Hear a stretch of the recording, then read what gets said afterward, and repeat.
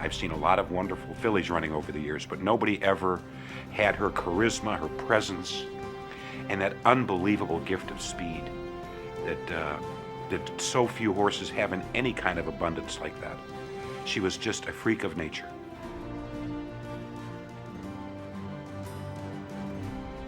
She was huge and black and elegant.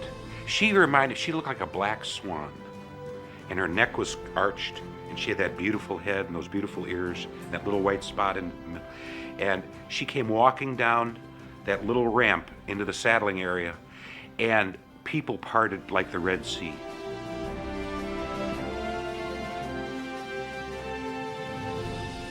All of his career, people kept saying, well, he can go 6 furlongs, but he can't go 7/8. Then they win at 7/8. Then oh, he can't go a mile. He'd run it a mile. Then oh, he can never go a mile in 16th. He'd win it a mile in 16th. Oh, he can't win the Derby. There's no way Foolish Pleasure can get a mile and a quarter. Then he wins the Derby.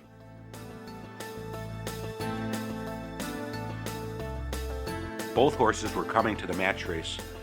It looked superbly. Here was the Kentucky Derby winner, and here was the filly that had just won the Triple Crown for fillies.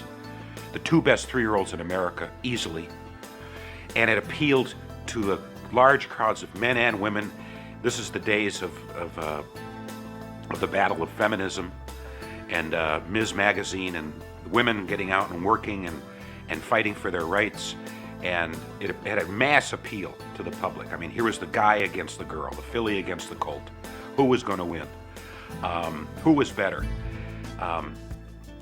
Actually, it had nothing to do with women's rights whatsoever, but that was what they sold it on.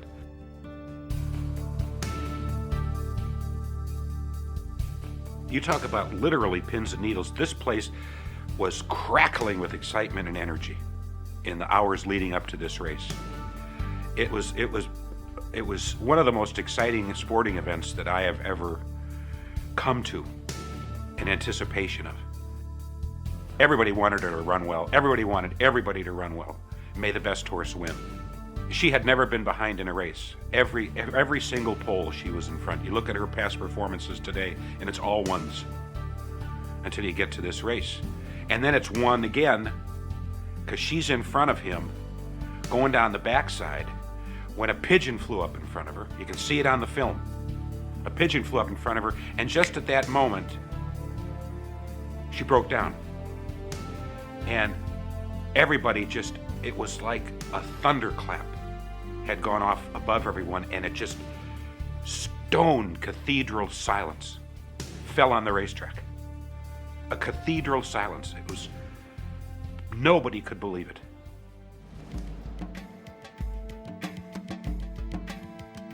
I dashed from the clubhouse box seat area down that staircase and ran out a tunnel to the track, and a guard stopped me. And he said, "Where are you going?"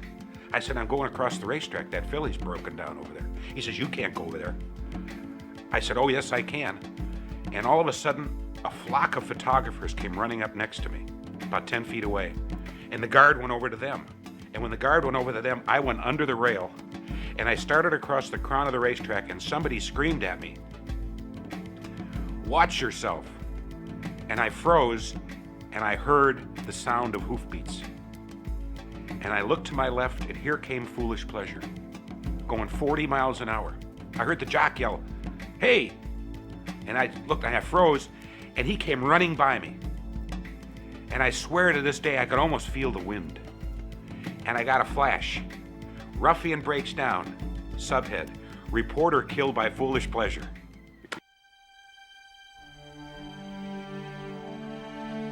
She had broken down. Probably the adrenaline was blocking the pain, but she looked confused. She looked scared.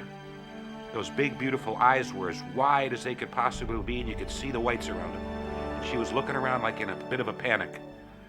And she couldn't put her foot down on that leg.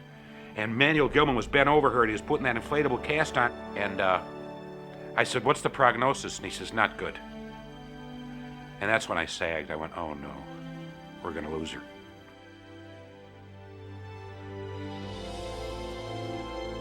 And everybody was trying to do the right thing by her, and she was standing in that stall on this dirty straw. and people were running all around, and she had that panicky look on her face. And I just turned around. I was standing right in front of her stall, and I just turned around and I kind of walked away. I said, "This is hopeless." You could just see her; she was shivering, and there was that wailing, and she looking out at Mrs. Janney crying. It was just one of the most dramatic, saddest moments that I've ever experienced on the racetrack. True human drama, and set in terms of the equine.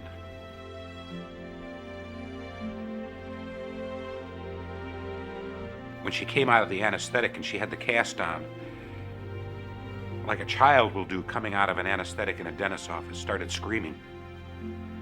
You come out of this sleep screaming, and she was whinnying and she was thrashing and throwing guys off the walls like rag dolls. I mean, you got an 1,100-pound animal here who's coming out of unconsciousness and is not sure where she is or what has happened to her.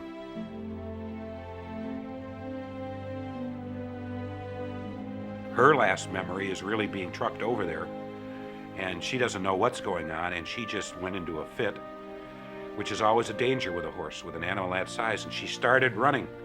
She came out of the anesthetic running, like that's what she remembered. And the cast hurt her elbow. She broke her elbow. And so they had to put her down. They had no choice. They couldn't operate her. They couldn't put her under anesthetic again. You can only do that for so long with anybody, man, woman, child, racehorse. And so the decision was made by Mr. Janney that they would put her down.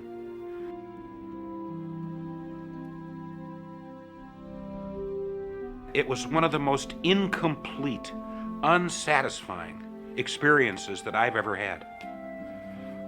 It was just the unfinished symphony of horse racing in my lifetime. And I try to picture today what would have happened if that filly had not broken those sesamoids.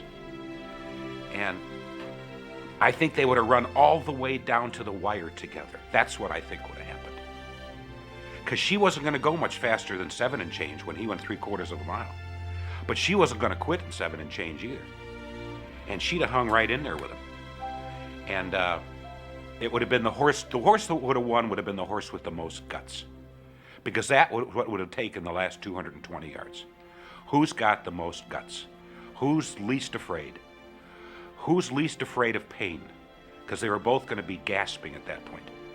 And the horse that backed off would have been the second best horse. That would have been it.